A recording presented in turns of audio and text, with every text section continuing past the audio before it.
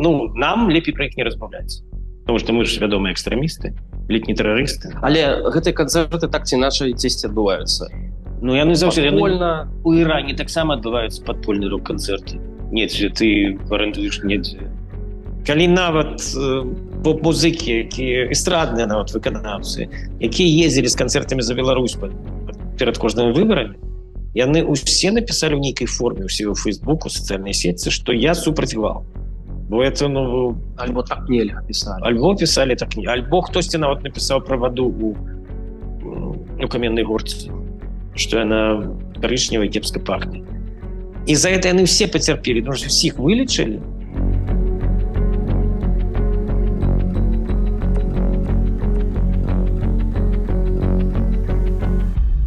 Сегодня аккурат Зенона Станиславовича юбилей. У нас юбилей. Я бы сам говорить. Я аккурат таки 2 дні тому ось у этой зале писал с господаром Зеноном интервью великое, и пакуль што яно як бы трымае нас усіх у нейкім сэнсе.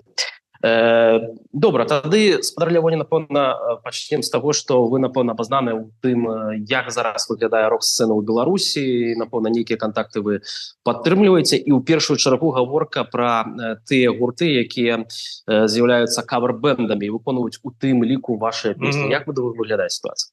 Ну, ситуация выглядает так, что у Беларуси вельмі специфичная эта ситуация. Она выглядает так, что про актуальный белорусский рок и новых гурты, якія выконваюць сучасную музыку, лепей не казаць услых. Потому что яны там не маюць таких афіцыйных канцэртаў у нейкіх таких установах, звязаных з дзяржавай. Все это напаўпадпольнае. Я сам праз гэта праходзіў, але не ў такім, это было не ў такім згушчаным варыянце, як цяпер.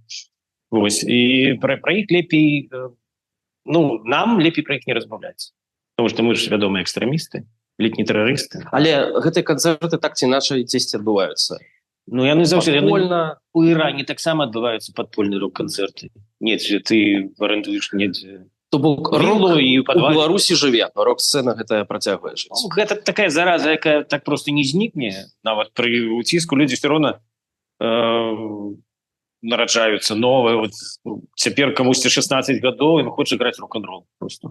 Яны граюць, і ты ў 16 гадоў, я по сабе, по сваім досведзе могу сказаць, што ты ж не думаеш пра тое, што мало перспектываў. Ты думаешь, я хочу стаять на сцэне і граць музыку. Ты не ацэньваеш, якія ёсць перспектывы, як ты будешь развівацца, як ты знойдзеш прадусера, як ты выйдзеш на лейбл, і лейбл подпишет с тобой контракт. Ты про это абсолютно не думаешь. А в Беларуси этой схемы наогул не існуе. Лейблы, контракты, это так не утварылася за эти доўгія гады. За 30 гадоў вось гэтай спецыфічнай сітуацыі. І увесь сусветны кантэкст рок і поп-музыкі, ён там попросту не мае ніякага значэння. Это нуль, шик, это нічога.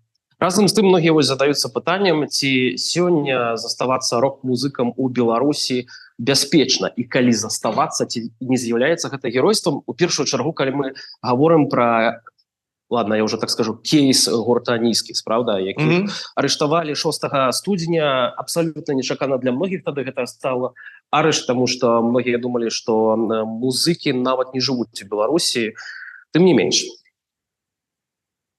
Ну, я мала ведаю музыку нават з кавер-бэндам, шчыра кажучы, якія насуперак усяму засталіся у Беларусі, таму што з кавер-бэндамі сітуацыя это смешна. Я не ведаю, хто зразумее гэта. Чалавек нават з Літвы ці асюль з Польшы не зразумее сітуацыю, як это ты граеш у кавер-бэндзе на бубнах, напрыклад, і ты ў чорным спісе, і табе нельга іграць у кавер-бэндзе, і ты подходишь у рэстарацыю нейкую, дзе грае, і скажеш, я хочу у вас наняцца на працу, я ведаю весь рэпертуар, ты скажеш, не, ты читай. А тому что, вот, ну і ясна, што забароненыя песні да выканання. По-украінску нічого не наколькі я ведаю выконваць. Тры чарбагі. Таксама там недзе нейкім, ужо, я не ведаю, звыш чорным спісе знаходзіцца. Это все это забаронена абсолютно да выканання. Адкуль яны там наогул чэрпаюць усе гэтай песні, ну, не ведаю. Я бы так сам забараніў бы амерыканскія песні, і ангельскія, это ж не дружелюбныя краіны.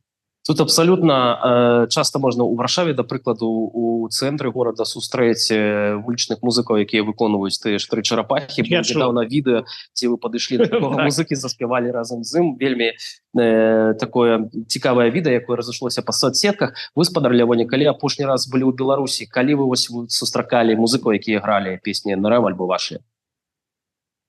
Ну, трэба сказаць, што НРМ таксама большасць мае, але часто у пераходах таких людных, дзе можна зарабіць, то заўсёды ігралі тры чарапахі, простыя словы, як мінімум.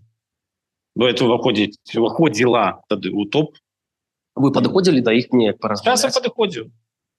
Часам падыходзіў, часам так просто. Ну, якая была рэакцыя? Прыемна. Ну, вау. Звычайна. А наконт нізкі...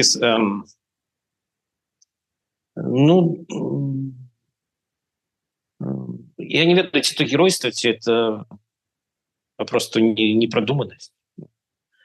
Ну, может, нехай будзе геройство, потому что мне цяжка зразумець. Было ясно, что висіць дамоклаў меч над табой, калі ты знаходзішся там і ездзіш в Европу граць канцэрты. А вось тое, што, спадар Лявоне, мы прызвычаліся да жорсткіх прысудаў, калі мы кажам пра Торбэнд, напрыклад, так, там больш за 8 гадоў далі музыкам, вельмі цяжкая сітуацыя. І калі вось аб'явілі вырак гурту «Нізкіс», гэта хатняя хімія, калі я не памыляюся, і у нас, ведаеце, цалкам такая незвычайная рэакцыя, што нават радасць было, што людзей не пасадзілі за краты. Это мы ўжо просто да такого дашлі, што мы радуемся такім рэчам. Ну, такая ж была радасць у мяне, і у нас, і маёй сям'і. Радаваліся, што іх не пасадзілі так ужо па-сур'ёзнаму. Ну, што рабіць? Такая рэчаіснасць беларуская. Ну, я не ведаю, можа быць, Торбэнд большую небяспеку у вачах улады уяўляў. Ці, можа быць, яны па-іншаму трымаліся падчас гэтых всіх гісторыяў. Але з іншага боку, «Нізкіс» вельмі папулярны гурт, вельмі распазнавальны, і, магчыма, у некаторых могуць узнікнуць пытанне, што, можа, сапраўды за іх хтосьці мог заступіцца, так? Ну, не ў гэтым ужо справа. Справа ў тым, што гэта ўсё адбылося, і калі мы кажам пра чорныя спісы, ці ёсць, на ваше меркаванне, увогуле перспектыва таго, што «Нізкіс» зможа выступаць у Беларусі ў бліжэйшым часам? Ну, мне, па-першае, хочацца верыць, што бліжэйшым часам у Беларусі ўсё цалкам зменіцца, не все змогуць там выступаць. Але калі будзе такая сітуацыя, то працягвацца, там год, 2, 3, 5, то такія гурты хіба што праз сур'ёзнае пакаянне, праз тое, што трэба увесці новыя песні ў рэпертуар, які напісаны, можа быць, не удзельнікамі гурта самімі, а чальцамі сям'і таго самага чалавека, які ўзначальваў усе беларускія аклады, якія зараз пішуць вельмі шмат песень, атрымліваюць узнагароды за гэтыя песні. Дарэчы, слухалі ли вы гэтыя песні? Не, я там міжволі дзесьці у інтэрнэце, у Фейсбуку, здаецца, пачуў штосьці там пра беларускую жану крыху там краю. Ну, безумоўна, это ўзровень досыць такі... Ну, для Дома культуры... Ну, у Александра Солодухи повышэй узровень? Ну, мне цяжка выступаць тут, судзіць не рок-музыку, Сашу Солодуху. Мне здаецца, гэта крыху... Про ўзровень тут казаць наогул не вельмі выпадае. Но это тое самае, што казаць про ўзровень там расійскага выканаўца Лепса ці то... Стаса Михайлова, напрыклад. Стаса Михайлова, які там узровень? Што гэта тут? І з кім это параўноўваць на сусветнай сцэне? Ну, не так давно Алла Борисовна Пугачева аккурат выказалася пра ўзровень. Натуральна, так і ёсць.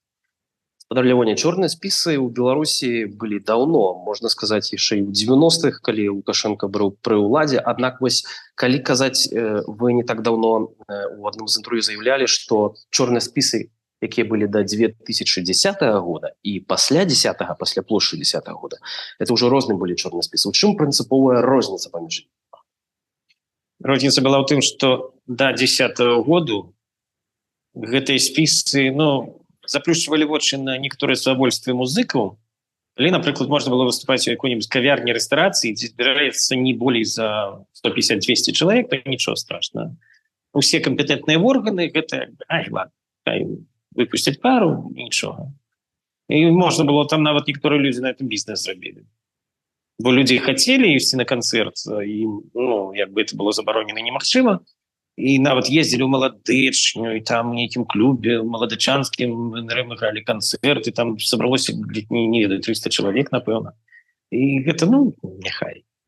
У Менску праводзіліся канцэрты ў нейкіх там такіх кавярнях, рэстарацыях, і не прызначаны для гэтых канцэртаў. Але яны знаходзіліся на мяжы банкрутства, і кіраўніцтва, ну, давайте правядзем. Ім просто чорны мал, напэўна, дабавілі за гэты канцэрт, яны прыкрывалі там дзірку ў бюджэце. То пасля 10-го года это была абсолютно выключенная ситуация. Послухайте, ну вот я особисто памятаю, что после 2010 года вы, принамсі, выступали со своим проектом «Саўка ды Грышка». По некоторым белорусским городам, у Могилёве, до прикладу, был концерт, у Гомелі, калі я не помиляюся, абсолютно такі, скажем, протестный, гумористичный проект, який... Мы нават у Менску згралі концерт. И у Менску згралі. И это было трагічна было для уладальнікаў кавярні гэтай. Яны, прычым, адстаялі гэты канцэрт. Яны, ну, там прыйшоў нейкі маёр КДБ перед канцэртам, сказаў, што мы не праводзім канцэрт. Калі вы не хочаце праблему, а яны сказалі, ну, у нас заявак 300 чалавек. У нас запісаліся. Вы хочаце, каб зараз тут пачаліся? А это была эпоха маўклівых рэвалюцый. Так, аплодисментаў рэвалюцыі. І ён так спалохана паглядзеў на всіх і сказаў, добра, я звяжуся з начальством, патэлефанаваў і сказаў, добра, праводзьце, но тут будуць нашы людзі. Ну, няхай будуць, калі ласка. Але потым па іх моцна ударылі, як яны это умеюць рабіць, яны наслалі на іх там санстанцыю, МЧС, і все вось гэта вось тое, што прыходзіць. І ім выставілі такі штраф, што больш з намі яны, ну, вымушаны былі не звязвацца.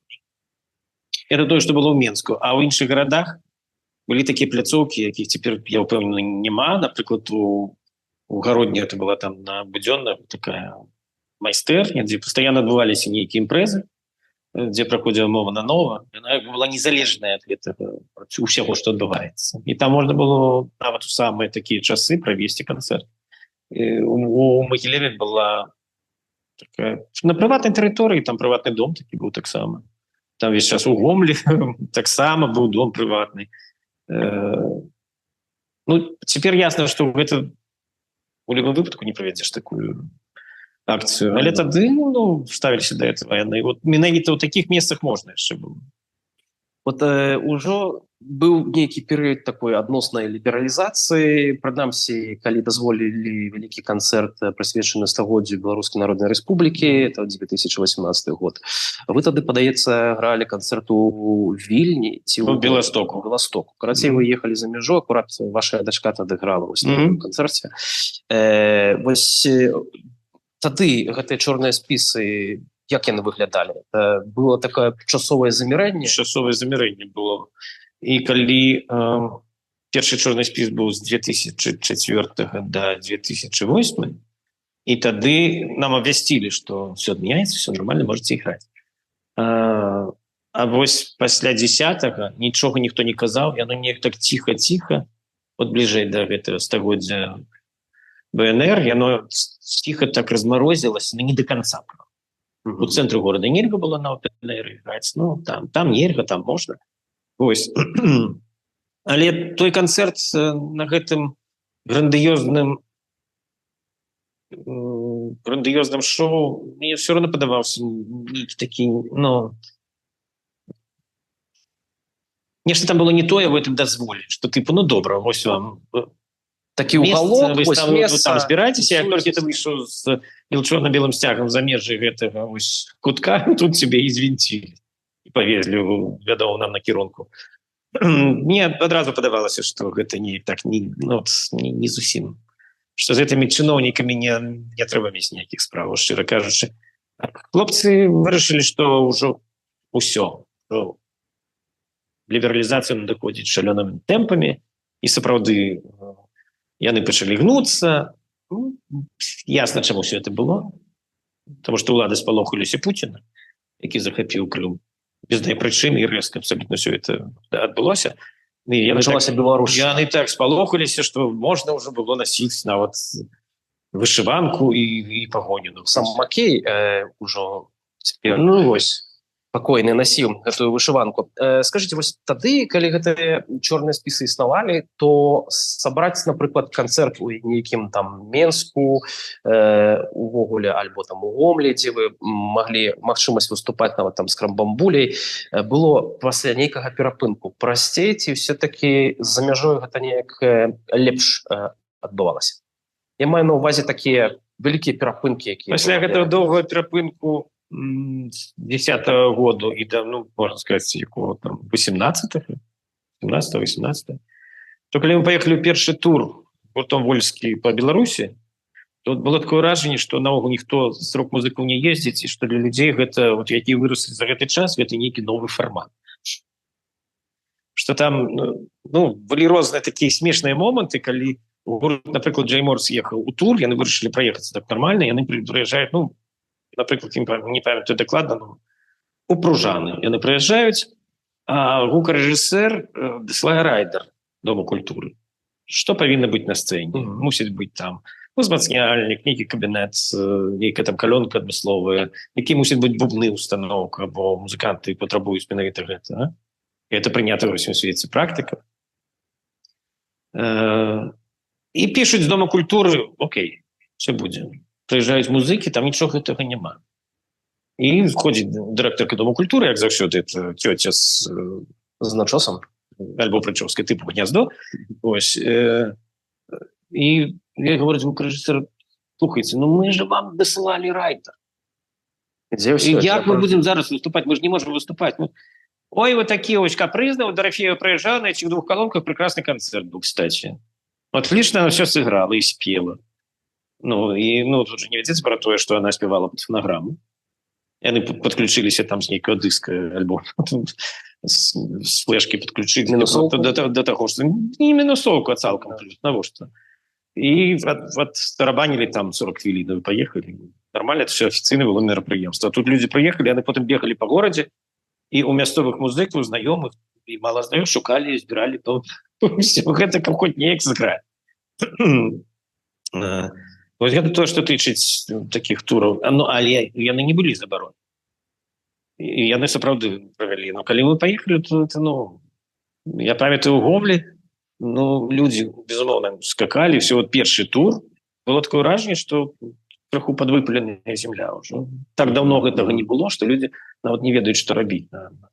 А вось гэтую атмасферу вы адчувалі, тому што я сам быў на канцэрце Крамбамбуля на прэзентацыі альбома «Чырвоны штраль» у 2015 годзе у Вільні. Калі я не памыляюсь, это было 7 лістапада 15-го года, на дзень кастрычніцкай гэтай рэвалюцыі.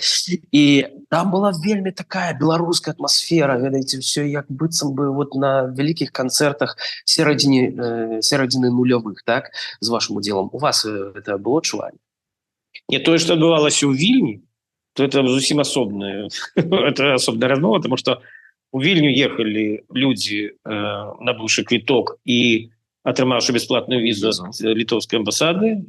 Заўсёды буду дзякаваць ёй, што она пайшла насустрач там у гэтай сітуацыі. З 12-го году пачалася гэтая практыка, она пачалася з Крамбамбулі, а потым хто толькі не карыстаўся беларускіх гуртоў вось гэтым шляхам. І это было выдатна, потому что люди, па-першае, ну, вельмі великая была такая плойма людей, якія просто боялись ісці в амбасаду и оформлять визу. А тут им сказали, вось, вы купили квиток, приходите, и вам дадут бесплатную визу. Так, ну добра. Мне ни один человек дзякаваў за то, что мы открыли группу, что они после этого рабілі сабе. А боялись тому, что могли зацікавіцца спецслужбы? Не, ну просто для их это нейкі такі процесс. Цяжка. Ісці кудысьці, там вбивать пороги, нейкі замежнай амбасаде, ніколі в жыцці этого не рабілі. Не вельмі. А потым так яны ездили ў Вільню, а потым уже поехали в Італію, як казалі, там, у Німеччыну. І тое, што ў Вільні адбывалася, это сапраўды вельмі вялікія пляцоўкі былі. Потым там же была 10 гадоў таму якраз была прэзентацыя грамадазнаўства, першы альбом гурта Вольскі. По-моему, 10 гадоў акурат у гэтым годзе. І ў гэтым годзе зноў будзе юбілейны. Варшаве ўжо У Варшаве прайшоў, так. Тое, што было ў Вільні, ну, гэта такая выспа свабоды, дзе ўсе, хто хацеў. У Беларусі было з самага пачатку, з 2000-х, з канца 90-х, з сімволікай вельмі складана. З бело-чырвона-белымі сцягамі на канцэрце было вельмі складана. Таму што і ахова там выхоплівала, і калі міліцыя прысутнічала, можна было заплаціць міліцыі, каб яна ахоўвала парадак. Вот яна ахоўвала парадак. І плацілі як бы арганізатары і артысты самі. Так, пракатчык плаціў за канцэрты. У некаторых залях, напрыклад, у Казамінск, это абавязаны былі рабіць узвод ОМОНа Мінск. Мусіць ахоўваць мерапрыемствы. Можна в іншых залях можна было зрабіць так, што прыватная нейкая ахоўная фірма, это было прасцей, тады лепей. І все роўна да сімволікі вельмі так ставіліся. Не тое, каб, ну, негатыўна. Ось. А ў Вільню ты прыязджаеш, і як хочаш, ты з пагоняй, з бело-чырвона-белым сцягам, і ўсе былі там бело-чырвона-белым. Сёння мы вось размаўляем акурат пра пратэсную музыку і, канешне, у першую чаргу гаворка пра рок-музыку, і тут некаторыя могуць задацца пытаннем, а ці ўвогуле рок-музыка мусіць быць апрыёры ад пачатку свайго пратэснай, і ці мусіць яна выражаць нейкі вось пратэст, ці мусіць рок-музыкі абавязкова рэагаваць на нейкія падзеі ў нашым грамадстве. Бо бачым на прыкладзе Расіі, як там падзялілася, ну, расійскі рок-бізнес, рок-культура, ёсць з аднаго боку музыкі, якія падтрымліваюць вайну, там Александр Маршал, да прыкладу Алексей Белов, Ольга Кармухіна, Валера Кіпелаў, там Вадим Самойлов, там не буду ўсіх іх пералічваць. Іх шмат, іх самае галоўнае, што іх шмат. І ёсць, умоўна, людзі, якія выказаліся, як гурт Би-2, альбо там Андрэй Макарэвіч мусілі эміграваць з Расіі. Ну і тут пытанне, ці варта ўвогуле выказвацца, ці рок-музыка абавязвае быць чалавекам, які мусіць пратэставаць супраць такіх рэчаў, якія зараз адбываюцца. Ну, ясна, што нікога нічога ні да чаго не абавязвае. Гэта абсалютна ясна, што ёсць людзі, якія ў гэтай сітуацыі проста маўчаць і не выказваюцца. Так і жывуць далей. Жывуць далей, працуюць, граюць канцэрты, ніяк нічого не каментуюць. Але ну, яны мусяць ведаць, што ёсць такія зацяганыя выразы, калі ты не цікавіся палітыкай, нарэшце ты тобой зацікавіцца. Гэта, на прыкладзе 2020 году у Беларусі вельмі яскравы прыклад. Таму што вельмі шмат музыкаў казалі, мы па-за палітыкай. І мы палітыкай не цікаемся, але яны ігралі там недзе, падыгрывалі ў дварах, напрыклад. Ну, таму што, ну, чаму публіка ёсць, трэба. Ну, і яны, врэшце, усе атрымалі сваё. Зналі, это пераслед. Напрыклад. А тых, хто не выказваецца, яны, врэшце, як гурт Би-2, які таксама да часу не выказваўся, і потым быў вымушаны перад выбарам стаць іграць у канцэрт за прэзідэнта з такім банерам ззаду, што нармальны чалавек не стаў граць такі канцэрт, альбо адмаўляцца. Яны адмовіліся, ну і там цаглінка за цаглінкай все это пасыпалася. Гэта А вось гэтая палітычная сітуацыя, яна вымушае рабіць людзей, я маю на ўвазе музыкаў нейкі выбар. Бо ведалі мы, напрыклад, такі гурт Дразды з Віталём Карпанам у Беларусі, які да сёння там застаецца, спявалі хлопцы, якая добрая бацькоўская хата і так далей. І тут з'яўляюцца нейкія тэксты, якія нагадваюць нам пра тое, што трэба любіць Александра Рыгоровича. Вось гэтая палітычная сітуацыя, перыяд, у якім мы жывем, у той час рэпрэсіі, ці ён прымушае таксама рок-музыкаў мяняць сваю пазіцыю, вось так, як гэта здарылася з Драздамі. Дразды рок-музыкі... Ну, цяжка, скажем так. Я не вельмі абазнаны творчасці таго гурта, трэба сказаць. Карпанова пару разоў перакрыжоўваліся на нейкіх мерапрыемствах, там з Крамбамбуляй. Таксама, ну, не сильно знаёмы.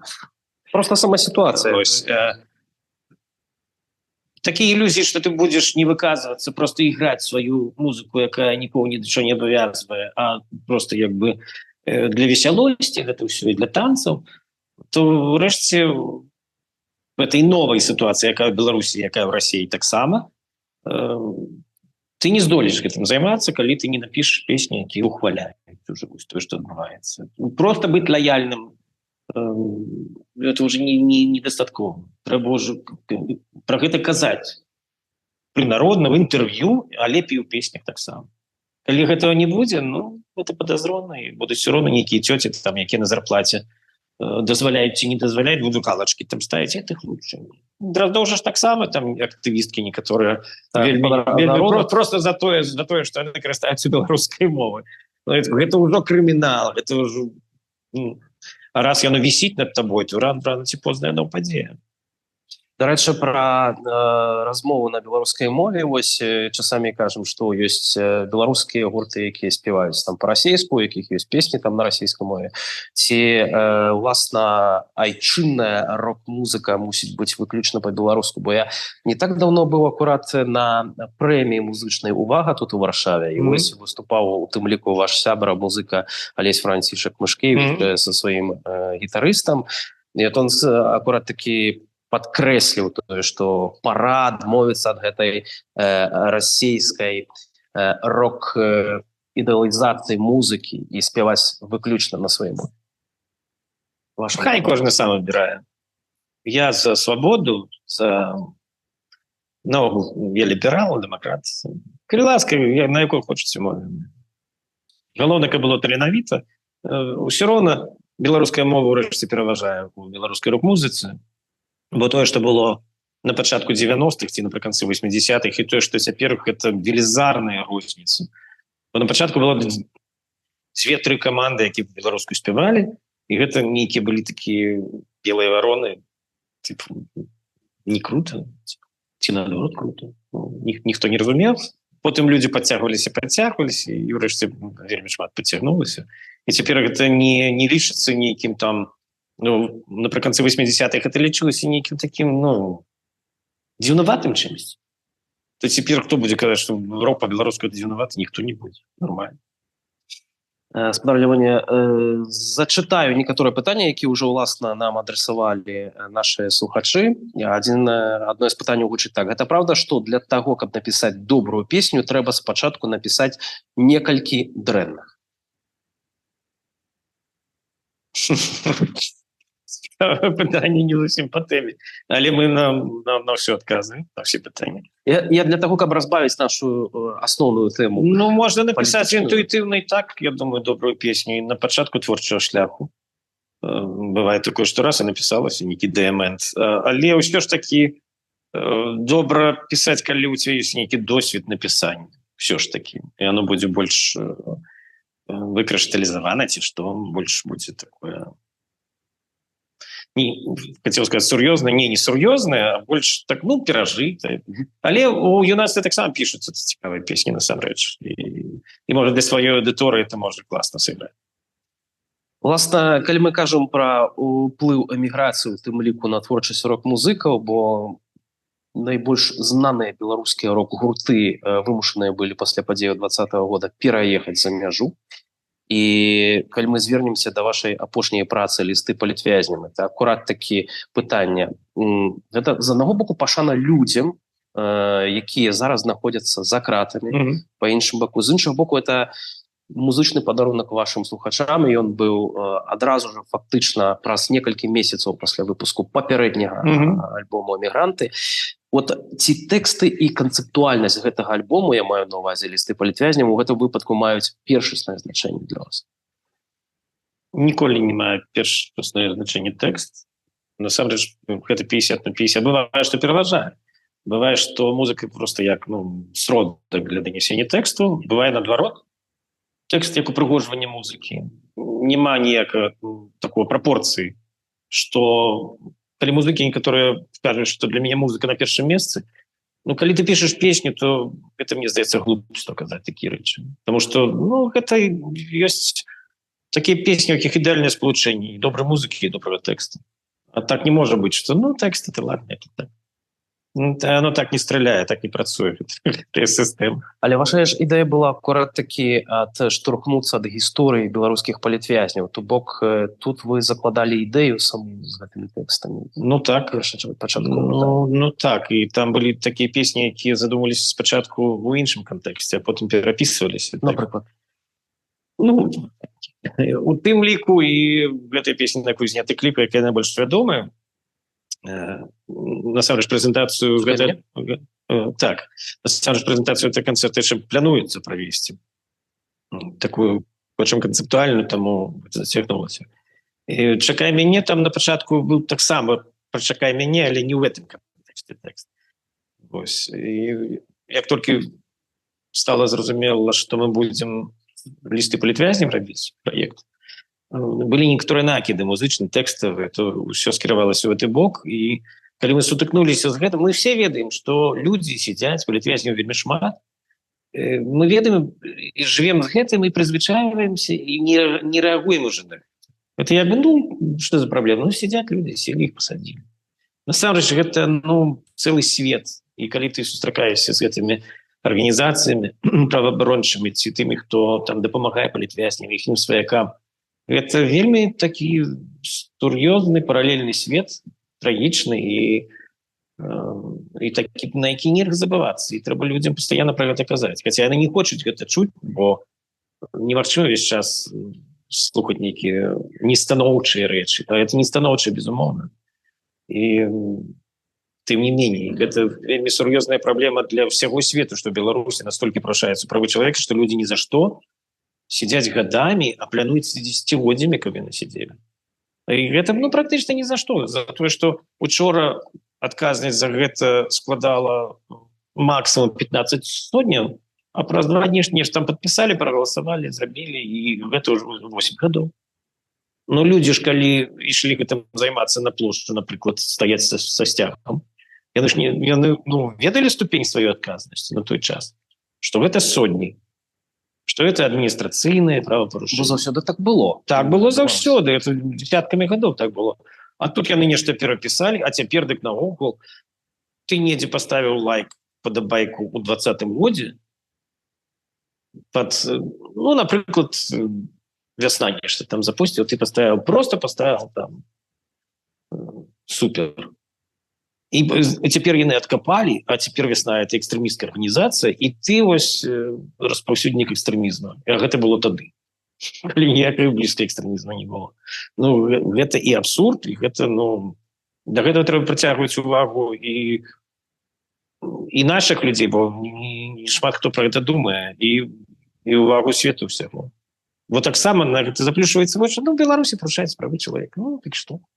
Раней, слухайце, звярталі ўвагу на гэта музыкі з сусветным імём, напрыклад, спявачка шведская Лорен калісьці таксама выступала ў падтрымку палітзняволенага Алеся Бяляцкага, цяпер ужо лаўрэата Нобелеўскай прэміі міру, так? Тым не менш, не так шмат музыкаў, вось, ёсць музыкі, якія выказваюцца ў падтрымку народу Украіны, не так шмат ведаюць увогуле, што адбываецца ў Беларусі. Ці беларуская рок-музыка прызваная таксама, каб пашырыць гэту інфармацыю, спадар? Пры кожнай магчымасці гэта трэба рабіць, безумоўна. Калі ты сустракаешся з нейкімі, калі даводзіцца з польскімі вядомымі музыкамі, з сусветна вядомымі, з нямецкімі, то трэба. Але насамрэч шмат якія музыкі, яны ведаюць сітуацыю, бо яны маюць актыўную жыццёвую пазіцыю, і вот тое, пра што ёсць тэмай нашай размовы, што музыка і палітыка, ці можна быць па-за тым, ці па-за гэтым. Шмат якія зоркі першай велічыні польскія, напрыклад, ці літоўскія, яны выдатна абазнаныя ў сітуацыі. Яны таксама пра гэта бывае і гавораць. Да яны і праходзілі праз гэта, калі это старое пакаленне музыкаў. Праз такое, як ўсё ж такі не праходзілі. Праз такое, як мы. Я крыху закрануў савецкі перыяд, і ўжо граючы тады. Такого все равно не было. Маглі там нешта канцэрт адмяніць. Такога, як цяпер робіцца, што это все просто крымінал. Не, это ўжо такі больш іранскі варыянт. Калі казаць вось менавіта пра ваши праекты, і я маю на ўвазе у тым ліку Карамбамбулю, ці можна Карамбамбулю ў нейкім сэнсе назваць таксама пратэсным гуртом? Ну, задумываўся праект так, як якраз адпачынак ад песень пратэсту і ад сур'ёзнасці этой рок-музычнай, і для саміх нас таксама. Каб мы адпачылі ад гэта, пасмяяліся, там, павыдурваліся, патанчылі на сцэне, народ таксама з намі разам адпачыў ад этой штодзённай рэчаіснасці беларускай, дзе нельга гэта, нельга тое, а вот зайшлі у канцэртовую нейкую залю прыватную, і там як бы такое бязмежжа у здаровым сэнсе. Але ўрэшце, ну, вось на маім прыкладзе таксама, у меня быў праект такі забралі, такі, можна сказаць, першыя два альбомы, першы там застольны альбом і другі «Каралі раёну» з Міхалком Кулінковічем. Я думаю, такія адвязныя, там, ну, смешныя, вясёлыя. Але ўрэшце рэшт усё роўна мы натыкнуліся на тое, што нас забаранілі. Як і забаранілі Сашу і Серожу, Міхалка і Хацкевіча, таксама ні за што практычна, што там не тое. Цяпер, дарэчы, гэты праект у справе канцэрту ў Маскве, калі мусіў адбыцца, я не ведаю, ці адбыўся ён увогуле у лютым у Расіі, вызваў цэлую такую шэраг скандалаў нават, так? Як вы да гэтага паставіліся? Ну, мне здаецца, нейкае непаразуменне Саша і Серожа рабіць без Міхалка, а з музыкамі хай добрага такого аб'яднання расійска ном.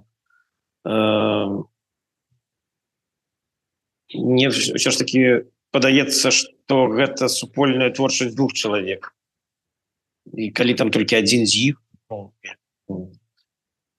гэта маё меркаванне. Лявоне, працягнем яшчэ зачытваць пытанні ад тых... Ну, просто хочется вернуться до этой ситуации с Карамбамбулей.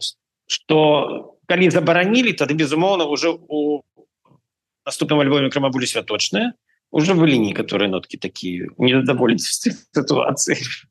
Як не дзіўна, там всякие песни былі, там нейкія алюзіі, намёкі, а потым, калі уже забаранілі пасля 10-га, тады уже Карамбамбулі ператварыўся просто партызанскі атрад, і выйшаў чырвоны штраль. Так, я вылезалі, што сыходзіся ў падполле. Так, уже былі цэльныя песні пратэсту, і увесь альбом ён быў скіраваны як пратэст супраць гэтай савецкай, бальшавіцкай гэтай эпохі, і пасля гэтай, і пост гэтай эпохі, якая захоўвае рысы, шмат якія рысы, гэтай негатыўныя рысы той эпохі, працягвае захоўваць у сябе. Ось, так што атрымаўся абсалютна пратэсны гурт у апошняй рэінкарнацыі, калі далучыўся Павел Аракелян. Это просто абсолютно смешная ситуация, карацей. Один з моих любимых альбомаў увогуле ў рок-музыцы, дарэчы. Яшчэ одно пытанне. Дзе вы пішаце свае песні? Як Леннон і Маккартні складаеце у гасцініцах, у перапынках паміж канцэртамі, ці ось сядаеце дома і пішаце іх за столом? Ну, по-рознаму бывае. Як калі што прыйдзе. Бывае, што і дома за столом. Для мяне нават аптымальна пісаць з раніцы, там прайшоўся з сабачкам, прыйшоў. І я увечары кепска працуецца мне. Вось раніцы, так, нешта напісалася, потом аналізуеш, там пайшло, не пайшло. Але бывае і па-іншаму, бывае, што едзеш з астраном, і тут нешта там мармычыш сабе на дыктафон. Такое таксама здараецца. І по-рознаму стреляе. Бывае тое, што ты за столом спакойна пісаў, такое нервовое атрымалася, і пайшло нормально, а тое, што ты за стерном, і наадварот, по-рознаму. Тут няма ніякага. Для мяне не існуе такого, што аптымальны момант для напісання песні. Калі прыйшло, тады прыйшло. Яшчэ одно пытанне. Чаму, на вашу думку, беларусы як рабы наведваюць тэатр і канцэрты толькі па запрашальным квіткам ад праўкома, а самастойна не ідуць на такія імпрэзы? Цікавае ваше меркаванне на гэты конт. Дзякуй. А не толькі так ходзяць? Сапраўды, беларусы ходзяць толькі па правкама, па запрашальным.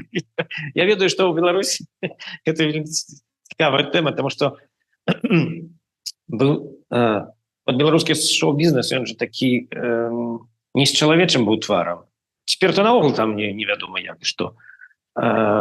доўгі час ён быў такі, што беларускі выканаўца мусіў быць лаяльны, па-першае, і калі поступіў сігнал, то ты мусіш ехаць на канцэртовы тур за Беларусь і спяваць там песні, там Саша останецца з намі, там альбо нейкія іншыя такія, там «Бела-белая Русь», «Я тобою горжусь», ну, такого типу нешта. Цікавы тэкст «Бела-белая Русь». Ёсць чорна-белая, чырвона-белая, а тут бела-белая. Цалкам белая. Вось, ну, Бялей нема куды. Найбялейшы ў свеце. Але не істотна. Ну, і вось гэтая лаяльнасць, яна давала тады магчымасць, таксама былі прадусеры у гэтых артыстаў. Блізкія, выйшлі з дзяржаўных структур, яны все. І была такая была схема, што прыязджаеце тэлефануе. Саша Саладук таксама ёсць карыстанне этой схемы. Тэлефануе прадусер і говорит, тут прыедзе одна такая спявачка, она асабіста сустракалася з Александром Григорьевичем і спявала ему песню. І он ведае пра яе існаванне. Так вось, вы павінны забяспечыць 45% запаўняльнасці залі гэтай. Ну, профсоюз нейкага завода, там, нешта буйное. Добраахвотна-прымусовая. У горадзе там, я не ведаю, Жабінка, умоўна кажучы. Вы згодны, вы разумееце адказнасць сваю? І чалавек говорит, ну, безумоўна, забяспечым, як не забяспечыць? А сам кладзе потом, колькі ж можна? Кожны месяц такие приезжают. Ну ладно, забяспечым. Ну и раздают там сем'ям рабочих селянаў гэтыя квіткі, яны прыходзяць, і калі 45%, яны ў плюсе нармальным тады, это артысты, і гэта беларускі шоу-бізнес такі калядзяржаўны, вось так яны ездзяць по Беларусі, а там уже тое, што яны под плейбэк, под фонограмму пяюць, это мало кого хвалюе. Ну, як і публіку, якая прыйшла, добра, що ў буфеце быў каньяк. Слухайце, ну часамі Саладуха хваліцца, што он стадыён Дынамо збіраў у свой час. Памятаем гэтыя канцэрты. Вот як можна мабілізаваць такую колькасць публікі на такога кшталту канцэрты? Ну, я так не вельмі абазнаны, як там Александр сабраў Дынамо. Ну, пры ягонай, прычым я же все сам робіць. Ён такі дзейсны, так, ён сам сабе адміністратор, менеджер, прадусер, пастаноўшчык танца. Гукарэжысёр? Ён не может со сцены не дацягнуць. А хаця цяпер же ёсць iPad, там можна накруціць адразу на месца. Но это выглядаць будзе не вельмі, калі спявак там нешта яшчэ круціць нейкі мікшер на сцэне. Ось, але, ну, ён, наколькі я памятаю, ён о 8 там, ці о 7 раніцы, ён браў спіс прадпрыемствам, дзе ён калісьці выступаў, напрыклад, у Менску это заводы, фабрыкі, нейкія яшчэ там прадпрыемствы. І ён тэлефануе намесніку дырэктара, ці наўпрост дырэктару, і говорить, я ж у вас тут, Станіслав Сігізмундович, вот, меў канцэрт на вашем прадпрыемстве. Так, ласка, можа быць, мне забяспечце там явачку, там я буду за Минск робіць зараз. Так, ну, добра, Саша, конечно, там что-то зробім. Там, ну, и так стекаются люди. Яшчэ, вось акурат такі, мы ўжо размаўлялі пра апошні кліп «Чакай мяне» з удзелам палітзняволеных, і тут хацелі б даведацца больш падрабязней пра гэта відэа. Таксама перадаюць шчырае прывітанне з-пад рулявону з былых часоў сумесная праца ў Менску, студыя «Пілёт Медыя», кампанія Артёма Цеплякова і піва Дзеднава. Дарэчы, я і ёсць тая самая аўтарка, хто гэта стварыў, не ведаю, ці спадар. Ляво, не памятаеце? Хто вам перадае прывітанне? Так, это яшчэ першы сам альбом «Крамамбулі» быў, там на стэндзе мы ігралі калісьці, так. Сумуем па назад у будучыню, бо толькі з такімі ведамі хацелася б ісці наперад. Дзякуй вялікі арганізатарам. Вот такие есть пожелания. Здравствуйте. Каким способом вы переступили момент, когда вам хотелось все бросить и отгородиться от всего мира? Благодарю за ответ. Был такой момент у вас? И не один. Ну, все ж таки...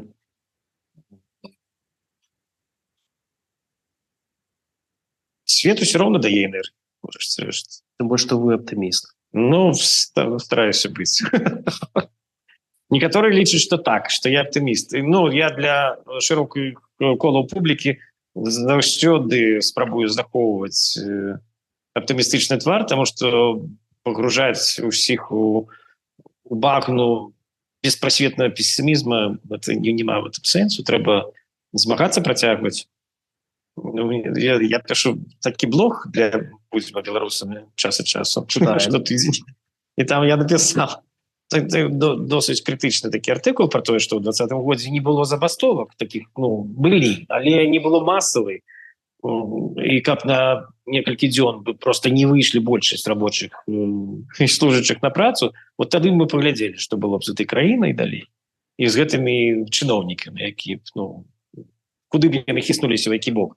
І мне пачалі тады там спрачацца са мной, што навошта это міццё, да што это такое, зато фідбэку шмат.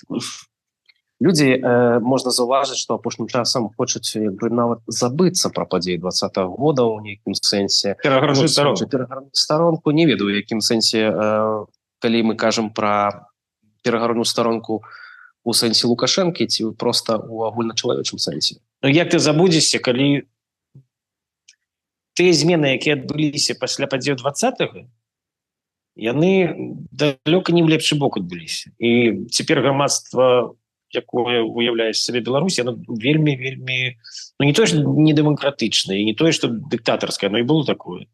Але там же нельга лішнія кроку ні ў які бок зрабіць. Калі людзі вымушаны адпісвацца, таму што усе актуальныя каналы экстрэмісцкія, аказваецца. Тое, што я чую ад знаёмых з Беларусі, то досыць спецыфічная сітуацыя. Я не ведаю, як, калі яшчэ некалькі гадоў яна будзе працягвацца. Як да этого наогул можна прызвычаіцца, мне цяжка зразумець.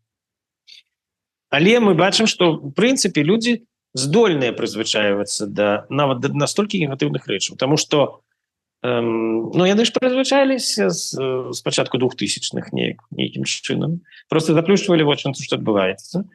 Будавалі сабе нешта за горадам дом, у горадзе кватэру, працавалі на 3 працах, круціліся, хадзілі ў рэстарацыю, неяк так не заўважалі то, што неслася з трыбуны пра усякая лухта пра тое, што таксама бацька на вайне загінуў, і все такое.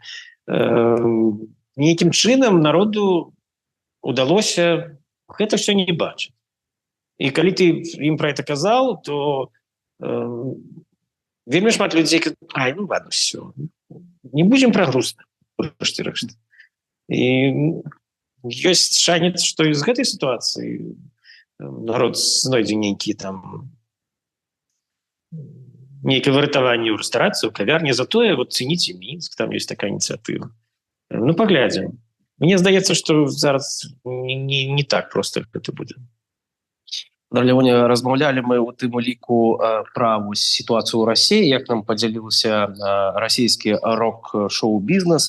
Ёсць яшчэ адно пытанне з нашага чату, я яго зацытую. Чым, на вашу думку, адрозніваецца беларус ад рускага, то бок расейца ці украінца, акрамя мовы? Як бы вы вызначылі сутнасць беларуса, яго ідэю, чым выяўляецца беларускасць, што дакладна дазваляе нам, сустрэўшыся за мяжой, беспамылкова вызначыць беларус альбо беларуска? Все ведаюць Левона Вольска. Не. Я думаю, что не все. Все ведаюць Тры Чарапахі. Так. Это все ведаюць. У нас есть такая здольнасць, такая мімікрыя, бо нас прэсавалі не 100 гадоў з розных бакоў. І у беларусу есть такая падманная тыпу, няхай так і будзе, але ўрэшце это можа кепска скончыцца. У нас няма таго, што ёсць у расейцаў. Гэта абсалютная імперскасць, што усе гэтыя іншыя славянскія, там украінцы, беларусы, гэта нейкія недарускія, крыху, са сваімі смешнымі нейкімі гаворкамі, якіх расейцы не разумеюць, но і не трэба разумець, потому што ўсе і так ведаюць расійскую мову. І палякі таксама смешна это все там. І сэрбы. Чаму ніхто па-расійску не гаворыць, незразумела. Гэта іх абсалютна, у большасці гэта прысутнічае. І ў тым, што ў іх все лепшае, таксама музыка лепшая, это горшае у беларусаў, украінцаў. Тое, што гэтая шымперскасць, яна і мае такія рысы. Улада ўсё ж таки мае рацыю. Вот як бы там ни было, а вот яны ведаюць, што рабіць, а не наша эта справа гэтым займацца. Это абсолютно супрацьлеглае тое, што ў Европе кожны там немец, ён мае сваё меркаванне. І оно можа быць абсолютно не супадаць там з тваім, з меркаваннем начальства нейкага. Это абсолютно нормально. І это абсолютно нормально. У Беларусі доўгія гады вось гэтай дыктатуры і Савецкага Саюза, безумоўна, раней таксама так было. Гэта прытупілі. Але все ж таки для беларусаў яшчэ добра тое, што падчас княства і Рэчы Паспалітай былі розныя культурныя і моўныя ўплывы. Таму беларусы больш, як для мяне нагадваюць швейцарцаў, якія такія, больш мабільныя атрымліваюцца, больш усмоктваюць всякай інфармацыі. То бок это не кепска зусім. Хутчэй больш таленавітыя за сваіх усходніх гэтых старэйшых братоў, так бываюць. Тое, што мы бачым, вот глядзіце, можна мне безумоўна абвінавачваць у тым, што я узвялічваю занадта беларусаў, але тое, што адбылося пасля выбараў у 2020 годзе ў Беларусі, калі нават поп-музыкі, якія эстрадныя нават выканаўцы, якія ездзілі з канцэртамі за Беларусь перад кожнымі выбарамі, яны ўсе напісалі ў нейкай форме, усе ў Фейсбуку, сацыяльнай сетцы, што я супраць гвалту. Бо это, альбо так нельга пісалі. Альбо пісалі так не. Альбо хтосьці нават напісаў пра ваду у каменнай горцы, што яна карычневая, кепска пахне. І за это яны ўсе пацярпелі, тому што ўсіх вылечылі, а сваіх яны просто не шкадуюць. Это былі свае, это здраднікі. Яны все мусілі выехаць. То куды. Альбо там перайсці на іншыя рэйкі, іншай прафесіі займацца. І што мы бачым у Расіі пасля вядомых векапомных падзеяў, калі пачалася вайна? Гэтыя тыпу рок-н-рольшчыкі былі. Калі ты ухваляеш вайну, то які рок-н-рол можа быць? Якая это рок-музыка? Все рослі на Джоні Ленноне, на гэтых всіх узорах. Паўсюль у кожнага ёсць нармальная сусветна вядомая музыкі, антываенная песня. У Брюса Спрынгстэна, у ўсіх, у кожнага. А тут ты пачынаеш крычаць пра тое, што хахло трэба душыць, пра канцэнтрацыйныя лагеры. Это не сумяшчальна з рок-музыкай наогул. Хаця мы бачым, што тыя, хто быў актуальны на той час, найбольш актуальна у творчым сэнсе расійскай выканаўцы. Хаця там шмат хто з Беларусі паходзіць. Вось яны гэта все не тое, каб не падтрымалі, але асудзілі і вымушаныя былі з'ехаць адтуль. А тыя, хто ўжо там, хто такі, напрыклад, Серега? Якія хіты на гэты час? Што там такого актуальна? Колькі чалавек ён збярэ? Яны все пайшлі в этом фарватары змагання з фашызмом украінскім і показалі выдатна, як працуе фашызм расійскі. А вось беларуская рок-культура, рок-музыка, яна адрозніваецца ад украінскай рок-музыкі? Безумоўна, адрозніваецца. Украінская рок-музыка, яна больш паўднёвая рок-музыка такая. Іншы тэмперамент крыху. І ёсць жанры, якія у любой рок-музыцы будуць аднолькавыя. Там пацяжэй, калі таксама у іх часта бываюць этнічныя матывы, што вельмі не кепска. Што заўсёды добра на міжнародным узроўні, таму што у цябе ёсць адрозненне сваё. У іх нават у таких цяжкіх праектах блізкіх да металу ёсць часта выкарыстоўваюцца фолькавыя такія матывы. У нас таксама між іншым ёсць такое. Дарэчы, я не так давно у Кішынёве сустракаўся з гуртом «Здоб-6 дуб», размаўлялі пра ўплыў фальклорнай малдаўскай і румынскай музыкі на іхную творчасць. Тут яшчэ одно пытанне, якое нам задаюць. Спадар Лявон, якія літоўскія гурты раіце паслухаць, ці вы можаце назваць кагосьці? Ну, я не скажу, что я такие адмыслоўцы в літоўскай музыцы, шчыра кажучы. Ну, вот мы с жонкой слухали Colors of Bubbles. Такі панк-праект. Мне падаецца, вельмі цікавы, добра слухаецца. Такія розныя адгалінаванні панк-музыкі на адным альбоме. Якія яшчэ гурты? Ну, заўсёды, на мой погляд, заўсёды Андрюс Мамантавас актуальны. Это вельмі цікавы выканаўца, ён яшчэ актор да гэтага, і мы з ім мінулым разам у Вільні спявалі песні, ён выдатна адспяваў, спявалі «Палон», між іншым, і ён вывучыў беларускамоўны тэкст, бездакорна праспяваў і зрабіў інтэрпрэтацыю галасавую. Там мне дык вельмі спадабалася. А я узгадываю ваш альбом, дзе ўласна вы заспявалі розныя песні на розных мовах. Так. Быліку на літвійскай была адна з такіх. О, гэтая песня кожны літовец яе ведае і заўсёды падпяе табе, калі ты будзеш яе спяваць. Мы казалі пра тэмперамент украінскай і беларускай музыкі. Я б хацеў бы яшчэ на нейкі час вярнуцца да вашай апошняй працы «Лісты палітвязням», калі я яго раніцай 25 снежня ехаў на працу, дарэчы, працаваў на каляды, слухаў. У мяне тады склалася ўражанне, што ён адзін з самых цяжкіх у вашай творчасці у плане музыкі, і я там нават часамі мог пачуць вось ноткі з Black Sabbath, па праўдзе кажучы. Чаму ён атрымаўся вось такім надзвычай цяжкім у плане музыкі? Ну, цяжэйшы быў перад гэтым, быў трыбунал, там былі такія метальныя хады. Мы дамовіліся з прадусерам, што мы ідзем у той бок, і гэта было якраз пасля гэтых всіх падзеяў рэвалюцыйных у Беларусі, і трэба было выказацца менавіта ў рэчышчы цяжкім, мне падавалася. Тут досыць пра цяжкія рэчы спяваецца. Некаторыя, тут ёсць такія шчыгулы працы з прадусерам. У нас нарвежскі прадусер, які жыве ў Вільні, якого студыя там. З якім вы запісалі грамадазнаўства? І пачынаючы з грамадазнаўства мы запісалі там усё апроч мігрантаў. Мне здавалася, што некаторыя песні будуць такія баладнага тыпу, але калі мы прыехалі на студыю і паслухалі матэрыял, які ён прапанаваў, то там было зусім не баладна, атрымалася. І ўвогуле там для мяне досыць нечаканы такі музычны збег. Атрымалася, што раней мы з ім так працавалі. Не ведаю, ці ведаюць людзі кантэкст, таму што яшчэ не было прэзентацыі, звычайна. Але думаю, тыя, хто сочыць за вашай творчасцю, знаёміліся, в прынцыпе, з гэтым альбомам.